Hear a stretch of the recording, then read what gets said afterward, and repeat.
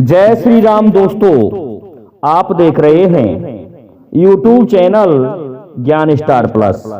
तो दोस्तों, आप सभी का हार्दिक स्वागत व अभिनंदन। दोस्तों, आज हमने आपके लिए कमेंट चुना है श्रीमान अमर सिंह परिहार जी का। और श्रीमान अमर सिंह परिहार जी लिखते हैं कि पहले पहले हम आए, फिर आए बड़े भैया, धूमधाम से पिताजी आए, फिर आई मैया। दोस्तों, बड़ा ही सुंदर कमेंट है श्रीमान परिहार जी का। और देखिए, परिहार जी ने बहुत ही अच्छा कमेंट पूछा है। और ये रहने वाले हैं ग्राम रामनगर, जिला शिवपुरी, मध्य प्रदेश के। तो देखिए दोस्तों, हम इस चैनल पर ऐसी ही पहेलियों का उत्तर सुलझाते रहे हैं और ऐसी ही आपसे निवेदन करता हूं, पूछते रहें। तो देखिए दोस्तों, चैनल को सब्सक्राइब कर दीजिए। जब इसका शाब्दिक अर्थ निकालते हैं कि पहले पहले हम आए, कोई कह रहा है कि सबसे पहले मैं आया था, उसके बाद में मेरा बड़ा भाई आया, उसके बाद में पिताजी आए और फिर मेरी माता आई। अब पता नहीं वो किस स्थान से आए और किस स्थान पर गए थे। तो इस तरह से इसका शाब्दिक अर्थ निकलता है। लेकिन हम आपको बता दें कि ये जो पहेली है, ये कहीं ना कहीं निर्गुण भक्ति धारा में जाके लगती है, क्योंकि निर्गुण भक्ति धारा से ही इसका मेल हो सकता है। या हम ये कह सकते हैं कि इंसान के जो संस्कार हैं उनसे इसका मेल हो सकता है। तो देखिए, सबसे पहले जब इंसान ने जन्म लिया तो पहले पहले उसमें कौन से गुण आए थे? सद्भावना। कहते हैं कि छोटा बालक और कोरा कागज एक समान होता है, इसलिए उसमें सद्बुद्धि सबसे पहले आती है। और सद्बुद्धि जो आ जाती है तो इंसान उस सद्बुद्धि के अनुसार ही काम करता है। माँ से माँ, पिता से पिता, इस तरह से बाप, जो भी उसके रिश्ते होते हैं, बड़े लाड़ चाव से हुए आंगन में खेलता है। और जब सद्बुद्धि उस इंसान में आ जाती है तो बड़ा होता है। उसके पश्चात वह सोचता है कि किसी कार्य को किस तरह किया जाए। तो फिर आदमी में सद्बुद्धि के पश्चात विवेक उत्पन्न होता है। विवेक उत्पन्न होने पर व्यक्ति प्रत्येक कार्य में अपने विवेक को लगाता है। और यदि ज्यादा ही विवेक आ जाए तो वह ऐसा महात्मा हो जाता है कि जैसे एक बिच्छू एक नदी में बह करके जा रहा था और उस नदी में देखा कि बिच्छू मर जाएगा। एक संत ने देख लिया उसे बहते हुए, वह स्नान करने के लिए गया था, तो उसने उस बिच्छू को अपनी हथेली पर ले लिया। लेकिन जैसे ही हथेली पर लिया तो उस बिच्छू ने डंक लगा दिया। दोस्तों, जलन हुई हाथ में, फिर से छोड़ दिया, लेकिन फिर बह रहा था। फिर से हथेली पर उठाया, फिर डंक लगा दिया। तो साधु महाराज को ऐसा विवेक था कि इसकी प्रवृत्ति तो ऐसी ही रहेगी, ये कभी बदलेगा नहीं, लेकिन मुझे मेरे विवेक का अनुसार इसकी जान बचानी चाहिए। तो फिर बिच्छू को महाराज जल से बाहर निकाल देते हैं और उसकी जान बचा देते हैं। तो दोस्तों, फिर क्या आ गया? विवेक आ गया। अब इसके पश्चात क्या होता है दोस्तों? इसके पश्चात जब सद्भावना और विवेक का सामंजस्य होता है तो फिर व्यक्ति के पास में एक वस्तु आती है जिसका नाम है वैराग्य। जब सद्भावना और विवेक मिलके काम करते हैं तो वैराग्य जाग जाता है। वो बड़े धूमधाम से ही जागता है। जैसे सभी ने कथा सुन रखी होगी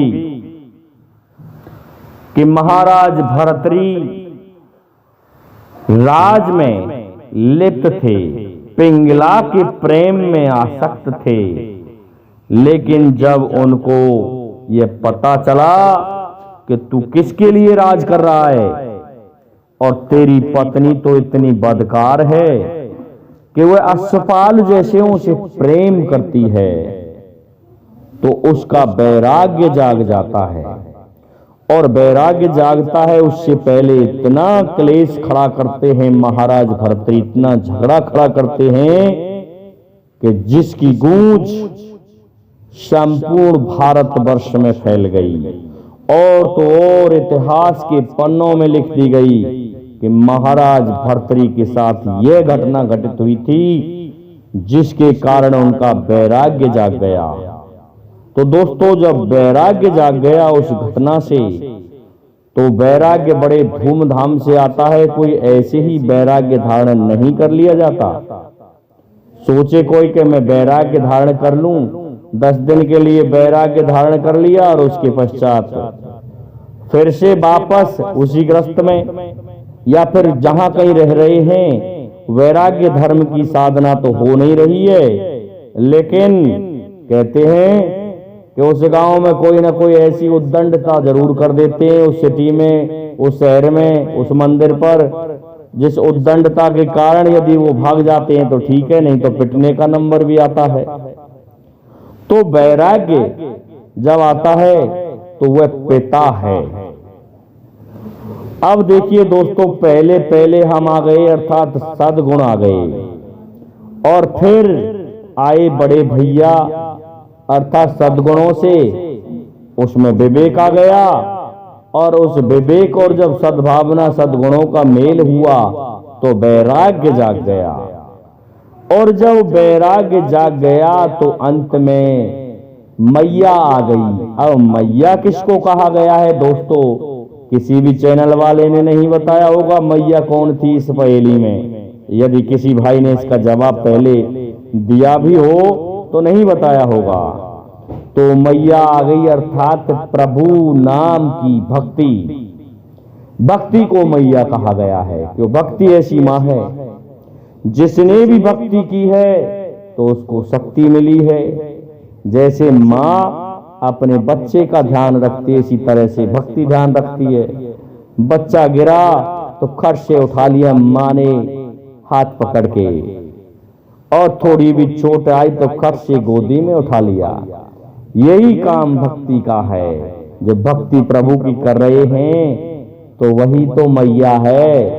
अरे भक्त प्रहलाद ने भक्ति की थी, भक्त ध्रुव ने भक्ति की थी, सदन कसाई ने भक्ति की थी, और दोस्तों मीराबाई ने भक्ति की थी। उन पर कितने संकट आए, लेकिन कहीं भी भक्ति ने उनको भटकने नहीं दिया, क्योंकि वो मां थी। भक्ति क्या मां थी, और जिसके कारण आज वो अमर हैं। उन्होंने उस सच्चिदानंद घन जो संपूर्ण जगत के पिता हैं उनको प्राप्त कर लिया और उनमें ही समाहित हो गए। देखिए मीराबाई भगवान श्री कृष्ण को ही प्रियतम मानती थी और उन्हीं की मूर्ति में समा गई, बैकुंठ धाम पहुंच गई। प्रहलाद भी दोस्तों श्री हरि विष्णु ने कितनी बार उसे बचाया, ये आप देख रहे हैं। और उसके पिता का संहार करने के लिए एक अवतार भी धारण करना पड़ा, जो कि नरसिंह अवतार कहलाया। और सदन कसाई, देखिए दोस्तों सदन कसाई की जो भक्ति है वो बड़ी अद्भुत है। इन सभी की भक्ति तो ऐसी है जो कि एक बहुत ही अच्छी और सुंदर भक्ति थी, लेकिन सदन कसाई जाति से कसाई था। और उसकी भक्ति का देखिए प्रभाव कि वह मांस का कार्य करता था। तो जो भी मांस लेने आता था उसके लिए वह एक ही वाट से वो जितनी चाहता था उतनी तोल देता था। किसी ग्राहक ने कहा कि 2 किलो मांस दे दो, तो 2 किलो मांस एक ही बांट से तोल देता था, लेकिन अंदर मन में प्रभु श्री राम का भजन करता रहता था। इस प्रकार से कहते हैं कि उसके बांट के बराबर में बैठ के प्रभु तोलते थे, और तब जाके देखिए मांस जैसी गंदी जो वस्तु है उसको भी वो फिक्स तोलवा देते थे। लेकिन जैसे ही सदन को ज्ञान हुआ कि क्या देखते हैं कि एक ऐसे जीव का मांस मांगा कि वो शाम को भी जीवित रहे और सुबह भी जीवित रहे और उसका मांस निकाल लिया जाए। तो एक बकरे के मांस को जब वह निकालने लगा तो बकरा हंसने लगा, कहने लगा, सदन क्यों हंस रहे हो बकरे? कि मैं इसलिए हंस रहा हूं कि आज तक मेरा तुम्हारा जो हिसाब था वो एक दूसरे के सर को काट के मारना था, लेकिन तुम नई प्रथा चला रहे हो, और वह भी इस तरह की जिसके बारे में मैं क्या कहूं। मैंने कभी भी तुझे इस तरह से काट के नहीं छोड़ा जो तू अब मुझे काट के और मेरा मांस निकाल के छोड़ना चाहता है। मैं रात भर तड़पता रहूंगा और फिर प्रातः काल होगा जब तू मुझे समाप्त करेगा। ऐसा मैंने तेरे साथ कभी नहीं किया। जब यह ज्ञान हुआ सदन को तो उसने अपनी छुरी को फेंक दिया और उसी दिन से प्रभु भक्ति में घर छोड़ के चला गया। तो देखिए भक्ति आ गई। तो पहले पहले हम आए फिर आए बड़े भैया, धूमधाम से पिता आ गए पीछे आ गई मैया, अर्थात पीछे भक्ति आ गई और भक्ति से ही हम इस संसार सागर से तर गए। तो श्रीमान अमर सिंह परिहार जी, मैं समझता हूं मैंने कई उदाहरण देकर के छोटे छोटे समझाने की कोशिश की है। आप संतुष्ट हो गए होंगे। इसलिए अब आप सभी से मेरा निवेदन है कि आप हमारे इस वीडियो को लाइक शेयर और सब्सक्राइब कीजिए, साथ ही बेल आइकन को भी प्रेस कर दीजिए, जिससे कि आने वाले वीडियो का नोटिफिकेशन आपको मिलता रहे। दोस्तों जय हिंद, जय भारत, जय जय श्री राधे, जय जय श्री राम।